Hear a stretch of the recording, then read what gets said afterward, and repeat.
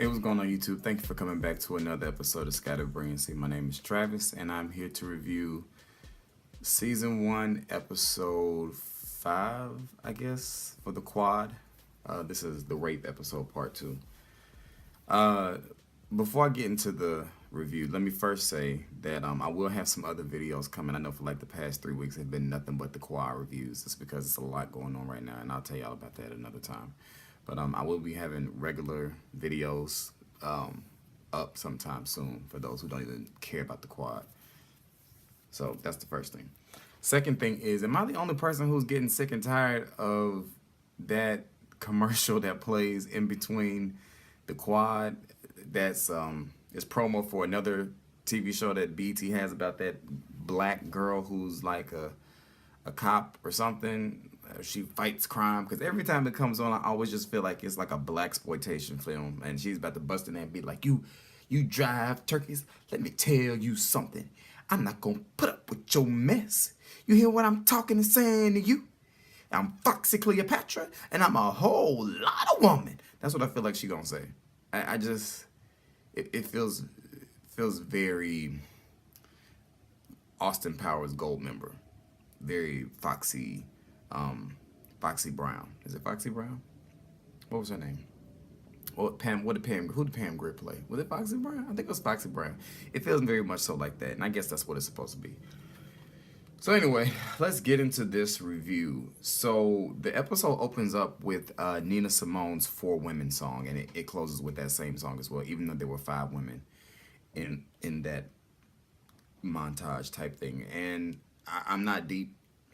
You know, maybe that's why I can't keep up with the show. You know, shout out to the person who said, I'm keeping up with the show just fine. Well, good for you. There's a cookie down in the comments for you. But I just, I didn't understand the significance of the "For Women" song. I didn't understand the purpose of it. So if you could break that down, leave that down in the comments why they chose that particular song. I guess it would have made more sense to me if there were 4 women throughout the episode that really, you know, it made a lot of sense. You know, it really tied it all together. But as far as I could tell, it was just about Sydney and her mom. So I don't know. But maybe it was just the words in the song. And so it's a nice song. So maybe that's what it is. But anyway, so the episode opened up with that. And the first half of the episode, I think, was pretty much going back and forth between different stories. We had Sydney talking to her mom, and then we had Terrence talking to the coach about what happened that night. Both of their stories were similar, but they both had key differences. The similar thing is that they were both at a frat party, and we find out that Sydney, according to her, she was more interested in Miles. Miles was the guy she was playing strip poker with a couple of episodes back. And so in an effort to make him jealous, she was kind of pushing up on Terrence. Terrence just took it as she was just pushing up on him. Needless to say, I don't feel like we really got a definitive answer. Maybe I just missed it, but I don't feel like we got a definitive answer on if it was rape or if it wasn't. I believe that it was, but as far as the episode is concerned, I don't feel like they said, yes, this was rape. You know, Terrence's thing is she was drunk and I was just doing her a favor because after the party, well, not after the party, she decided that she was going to leave and he said he was going to walk her home. I think they both kind of had that in common. His part was, you know, they just ended up having sex. Her part was she took advantage of him and raped him in the bushes.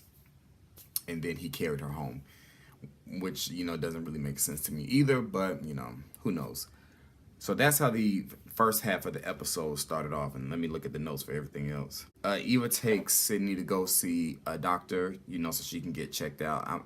I'm not really clear on how long the doctor's visit was compared to the actual rape, because I guess last episode, or maybe the episode before last, the video came out and it wasn't the day of, and I couldn't tell if it was the day afterwards. So I'm not really sure of the timeline. You know, again, this show with the timelines, I'm not really clear on how long it, you know, how far it was afterwards. But the doctor was the woman that was in Medea's family reunion, the one who was like, "You don't get to talk to me like that." The one who had that really, really dramatic moment. That's who played the doctor. And she talks about that Sydney has vaginal bruising. So I'm gonna assume it wasn't too far afterwards, but it wasn't really clear to me, at least. While Eva is at the doctor's office and Sydney is getting checked out, she sees she sees Dr. Diamond, the band director, coming out of the oncology section of the hospital. And he's just making it seem like he's there for a checkup. But obviously, you came out the oncology section, and we all know that has to do with cancer. They don't really talk about, why they're both there, because obviously he knows she's there for the rape stuff, and she's suspecting that he's there for more than just a physical. So they kind of just brush past it, and they both say, "If you need me, I'm here." But they really ain't feeling each other, so it's really not genuine. I also failed to mention that when Terrence was kind of telling the coach his story, he kind of made it seem like he was a hero, that he was really helping her out, and they just happened to have sex. I feel like that was important to mention. So later in the episode, there's a press interview just regarding the football team. So we have Coach Hardwick, we have Bojan, and we have Terrence, who's the guy who raped Sydney. And the press are just asking him general football related questions. But then she's not a new character. She's been on before. I don't know if we ever knew her name. Her name is Tisha, and she is kind of like the school's news. I feel like there's something in my contact. She's like the school paper reporter kind of girl. And she just goes in for the jugular, and she asks the coach, so what about these, rape allegations for Terrence? And, that's when the press I guess, finds out exactly he's the one that the issue is with, or finds out that there is the issue in the first place. During the party, the night that Sydney was raped, Tisha attempts to speak to Terrence while he's walking her home, and he kind of blows her off. So we kind of suspect that that's why. And then later on in the episode, we find out exactly, what's going on there. So the whole situation with Bojan this episode is that Bojan is still feeling some kind of way that he, I guess messed up that big play a couple of weeks ago, and that Terrence is still getting the shine from it or something like that. So Tisha catches up with Bo Johnson, and she's trying to figure out, what's his story. We all know that something happened with him as far as he attacked somebody back in Texas. I think that's where he's from. He attacked someone, but we really didn't get clear details on it. And she kind of tries to spin the story like, "Oh, I found out there was a gay member on your high school football team, and your coach was berating him, and you took up for him. Is that because he was like a lover or something?" And he's irritated, and she later comes. I think she apologizes for it, and we find out that he was just defending him, and it wasn't anything gay or anything. So Bojan ends up having somewhat of an interest in Tisha, and so he asks her out on a date later, kind of indirectly, to the movies, and she ends up inviting Big Boy. I don't know his name, so I'm just gonna call him Big Boy. She invites Big Boy out, and I guess they have a good time. After the party, he's very hesitant to tell her that he may be interested or something, so she just kind of lets it go. And later on that night, they're all at a dorm party, and I've never been to a dorm party where the party was in the hallway. When I was at dorm parties, they were in dorm rooms. But hey, maybe that's how it is at GAMU. And Big Boy comes up and tells him that, whoever the guy was that Tisha was talking to at the moment, that's not his competition, that his competition is actually Terrence, because Terrence has been smashing her since freshman year. So, that's really the reason why I would assume that she felt the need to address Terrence in the press conference, was because that's who she's been sleeping with, and now we find out he slept with somebody else, and now she's feeling some kind of way. I guess she feels like Sydney has moved in on her territory. So I'm going to assume that something's going to eventually happen between Tisha and Bojan. Maybe they'll be the interracial couple of the season. Who knows? Obviously, Dr. Fletcher wants Terrence kicked out the school, but that can't happen. She is definitely biased because Sydney is her daughter, but they have to go through their due diligence and do things by the book, and that's pretty much what the school's attorney is letting her know, that we can't just kick him out because of the way that you feel. We still have to go through the process, and she's not really feeling that. Later in the episode, am I moving too fast? Come on now. Later in the episode, we see a flashback of Eva, and she's like at a playground watching Sydney play, and she gets a call from Derek, and he's like, he won't be home because he's going to get some drinks with the guys or something. And then that's when we find out that Eva didn't want kids in the first place. It was Derek who wanted kids. And when Eva's telling him, "You're the one who wanted this kid, so you need to be the one to come home and take care of her," Sydney here. So I guess we can assume that's why Sydney and her relationship is so strained, is because Sydney knows that she doesn't really want children, that she didn't really want her. So, yeah. Eva gets visited by, I'm assuming he was a DA. I missed what his title was. A guy who was coming to investigate the whole situation. And then that's when he brings to Eva's attention that this is not Terrence's first sexual assault issue. He had an issue like this in high school. And so she's feeling some kind of way now, saying, okay, so we knew this boy had some kind of sexual issue in his past. It wasn't brought to my attention, and now we're still trying to make it seem like he's innocent, even though he's done something similar to this before. So she goes and talks to the coach about it. She pretty much confronts him like, did you know he had this going on? And the coach is like, yeah, just like you knew Bojan was charged with attempted murder when he tried to choke out his football coach, but he was acquitted, and Terrence was as well, because the girl recanted her story about he groped her breast or something like that. So he's just trying to throw it in her face like, I mean, the same way Bojan has a past, Terrence has a past, and it doesn't necessarily dictate who he is now. The coach believes that Terrence is innocent. He believes everything that Terrence told him. He said, because he looked me in my eye, he told me, as if people can't look in your eye and lie. The coach doesn't think Terrence is lying. So now we have a divide between Coach Hardwick and Eva.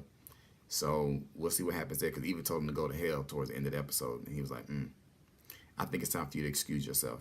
And she just sat down. So he excused himself. Throughout the episode, well, not even throughout the episode, early in the episode, Madison was trying to, be there for Sydney. And Sydney's just very standoffish with Madison. I'm assuming that's because of everything that Sydney is going through. But eventually, Sydney goes and stays with her mom on campus as opposed to staying in her dorm. And at some later in the episode, there's like Twitter and fake hashtags are saying so many nasty things about her and about how she's a slut and all of that kind of stuff. So she goes, she was already at her mom's house, so Madison comes to be by her side, even though earlier in the episode, Sydney was pushing Madison away. I think that's pretty much all that happened in the episode. Hold on. Yeah, that's pretty much it.